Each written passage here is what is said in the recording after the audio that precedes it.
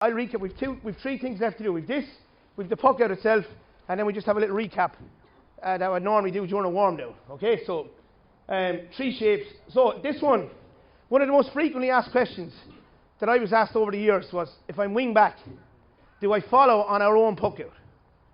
Okay, do I follow on our own puck out, or how far do I go on our own puck out? Okay, so I suppose a frequent puck out for us was down on the brick at number 10. So Leo goes down on the brick at number 10. And we had one rule. If Conor Gleeson or Philip Manny, we need one more, that's one more where the balls are. Just free up the lad in the green and white there. One more go down there, lads. One more go all the way to the balls. If Thomas is there and he's looking for a puck out off the keeper, which often situations arise where a wing back will go back and he's looking for a puck out, he's trying to draw the left half forward down the field, and next minute the keeper lands him in it by hitting it long on Sock, or Sock lands it on brick, and Walter Walsh is here in the yellow helmet and he's coming back on the break.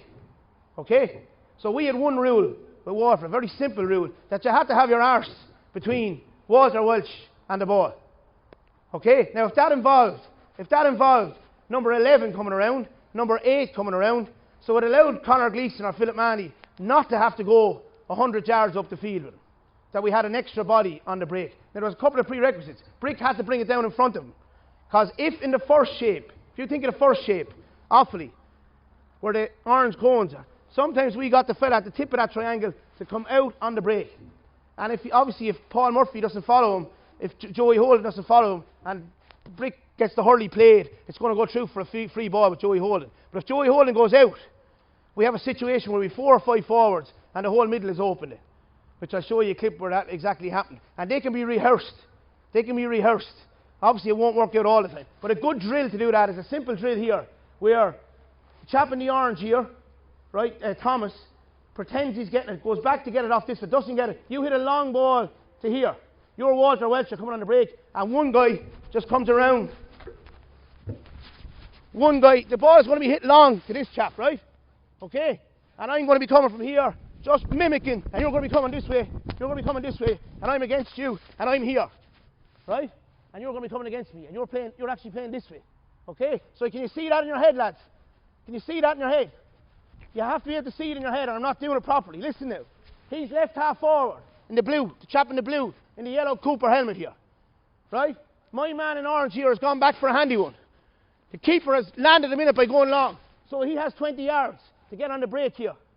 What we're trying to mimic is a number 11 or an extra midfielder just getting around here and making sure that he's here, so that if the ball breaks here, Philip will be after making up the gap, but he might be after making it all up, and I can act as a chaser on Thomas here. Is it Thomas? Okay, do you understand? Can you see that, lads? Can you see it in your head, lads? Is that alright? Yeah? So if you can't, I'm not doing my job. But it's a simple way of doing it. If I had 6 drills here, I could have 6 groups going at that, and they're actually doing a game situation where it's going on their head, fellas coming around the break. Now what happens here at every level? At every level, the ball is mishit. The boys are like, Jesus Christ. You know, so it's mishit by the chap down there. And so the lads say, I'm out. So even if it's mishit, or it goes low, just make sure the second fella in the group is making a run around. Okay? And it can become a contest then between the chap in the yellow helmet, chap in the wine helmet, and the fella that's coming around on the break. You understand? You understand, boys, eh? Make sure, let's go again. What? You can catch it and give it to him. Alright, or you can flick it down for him. Alright, good lad. Let's have a go again. Let's go again. Now get up. Good, on it. Okay, good. Perfect example here. Alright?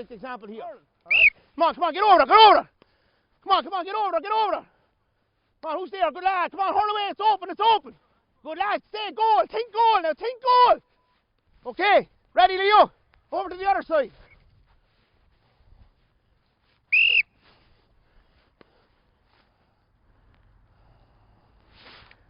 Lovely. Think goal now. Go on. Stay bring it another bit. What would I know? Come on. I said, just to recap, right? And I keep apologising because it would flow. That would really flow when you have the session laid out yourselves and the boys are familiar with it. So I hate anyone to leave with complexity in their head. So sometimes what I do when we're finishing up is you have a couple of mini fields like this set up, right? a couple of mini fields. So you might have one beyond it. And as you're warming down, so if you just line up here, lads, okay, if 15 lads line up at the cones, the other 15 line up behind them, facing this way, facing the stand, right? So twos, like, okay, right? Now, I would normally say to them a shape then that we'd have to work on, offley or whatever, okay? We call the offley one, which is the orange one. And I would say offley, and I give them 10 seconds with their stretching, and they just lay out 1, 2, 3, 4, 5, 6, 7, 8, 9, 10, 11, 12, 13 a bit deeper, 14 and 15. And you say to them, just during your warm down. So if I said to them, so that's why I've colour coded here, 3 full forward lines are offley. Okay, so the minute you do it, lads, right, we'll test you out here. You're playing this way, you're playing this way. So go, lads. Now, have a look at it. Look. So I would say to them normally, I would be as strict, even with a senior team, as saying, you know, who are you? 2, 3, 4, 5. What's your job? Particular emphasis on this fella. Come a bit deeper. Particular emphasis on this fella is a dog. Has to be a dog. Has to be willing to sacrifice to get to the 5, 6 and 7 that's in front of them. Because they'll stay when the boys go deep hunting. Okay? Then I put back the 15 cones and I'd say the other shape. The boys will just change it. Show us the shape, 3 in a row there, guys. 3 lined up straight. Okay?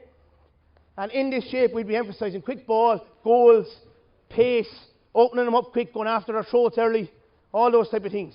And the message would come in from the mayor, Furna, space is there, get it, move it as fast as we can. Move it as fast as we can. And again, the opposite of that then is, just give us the Limerick shape, two sidelines and one on the edge of the square, one on the right in on the edge of the square, one fella on the edge of the square, yeah, good lad. Okay? And again, the prerequisite is 10, 11 and 12.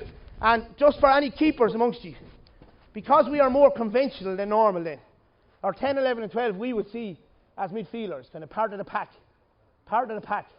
10, 11 and 12, 8 and 9. So, if the 12 here, Walter Welch, has time to turn and hit a ball, he must run into the brick. Because 7 has decided to hold his 9 because we're very conventional in our shape. And the keeper has a massive role, 15 or 20 yards off his goal. Because if it's 2 on 2 inside, he needs to be the third fella. So that's the way I'd always finish up. Not as slow as that because the boys are only doing it for the first time. But if you can build that into your session, it's very helpful. Okay, listen, thanks for your attention. Thank you. Thanks a lot.